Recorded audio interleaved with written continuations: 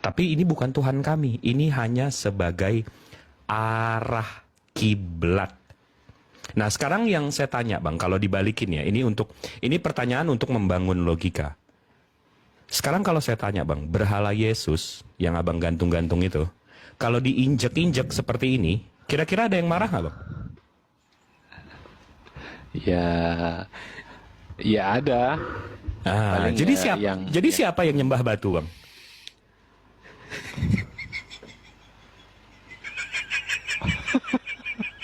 Jadi sebenarnya siapa yang menyembah batu, Bang? Karena jelas Ka'bah kami diinjak-injak nggak ada yang marah. Satu pun dari 2 miliar nggak ada yang marah. Tapi kira-kira berhala yang Abang bilang bukan berhala, tiba-tiba dia injak atau jatuh, itu ada yang marah nggak kalau di... Jadi siapa yang nyembah siapa nih? Coba deh. Oke. Kena lagi ya. Oke. Nah, Bang, terkait dengan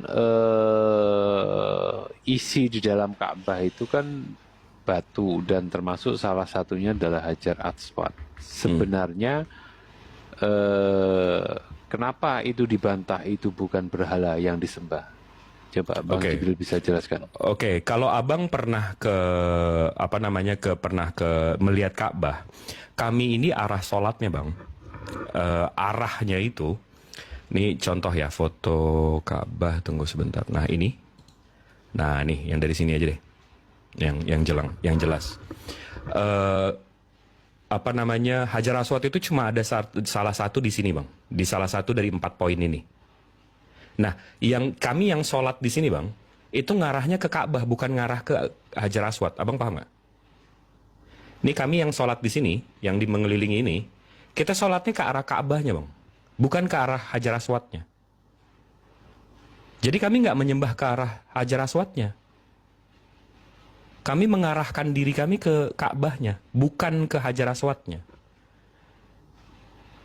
Jadi bukan karena ada Hajar Aswad di sini, habis itu ada kain-kain di sini, ada orang berdiri di sini, kami nyembah orang-orang di sini, bukan.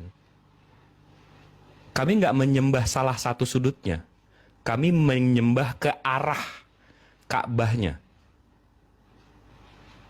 Jadi bukan Hajar Aswadnya yang kami sembah.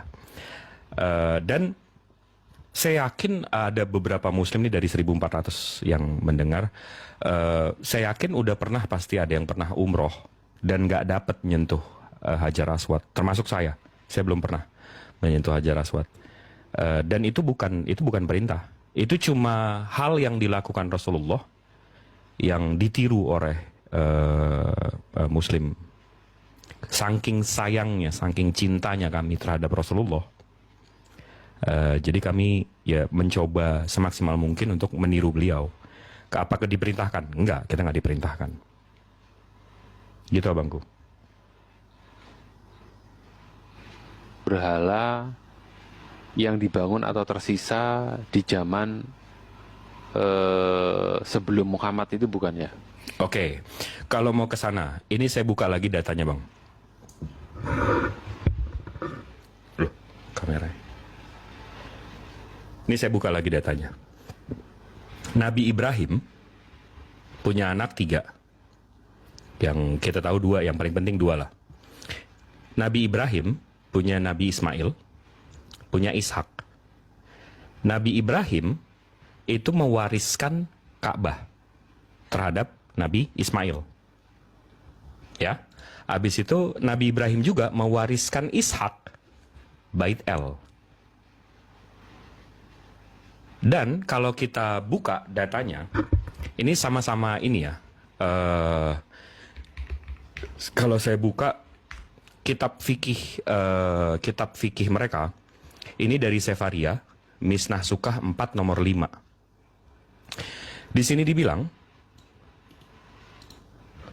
setiap hari mereka mengelilingi altar. Ini Ishak ya, Bang ya?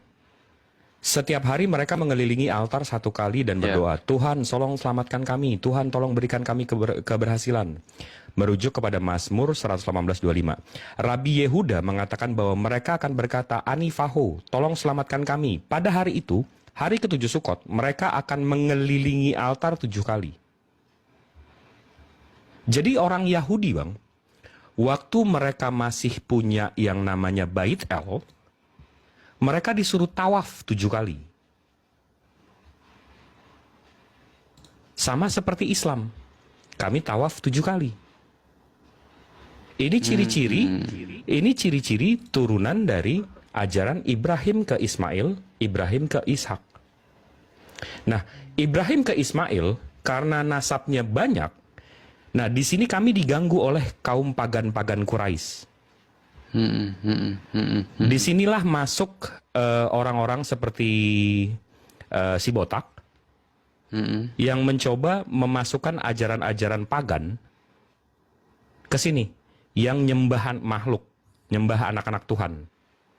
Akhirnya Rasulullah mengeluruskan lagi. Jadi kalau abang bilang itu sisa dari pagan, terbalik, Bang. Jadi ajaran Nabi Ismail yang dikotori oleh pagan, habis itu Rasulullah bersihkan. Dari mana kita bisa tahu? Kita tinggal ngecek saudaranya Ishak. Saudaranya Ishak gimana? Tawaf nggak? Disuruh mencuci diri nggak? Disuruh wudhu nggak begitu masuk mihrab, begitu masuk Bait El? Sama seperti kami. Nah, tapi kalau ini deh, Bang, yang lucunya nih, Bang. Ini Nabi Ibrahim diajalin Ismail punya Ka'bah. Liturgi, bukan liturgi ya. Syarat-syarat ibadahnya jelas. Yahudi juga syarat-syaratnya jelas. Kiblat dan tawafnya. Nah, abang yang ngaku-ngaku Samawi ini kiblat sama tawafnya di mana, Bang? Vatikan nggak jelas. Nanti kalau abad ke-16 nggak punya. Nah, enggak, jadi kan itu ciri-ciri turunan Ibrahim kan kayak gitu. Ada apa namanya, kiblat, ada tawaf. Nah, abang kok ngarahnya ke proyektor, Bang? Ini agak pusing saya nih. Kalau abang bilang saya nyembah Ka'bah, berarti abang nyembah proyektor.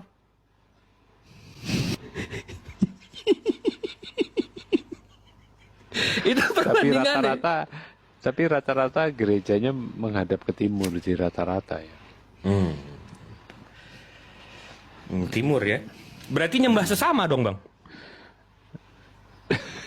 Yang timur ngadep timur, yang timur ngadep timur, yang timur ngadep timur, jadi nyembah sesama dong.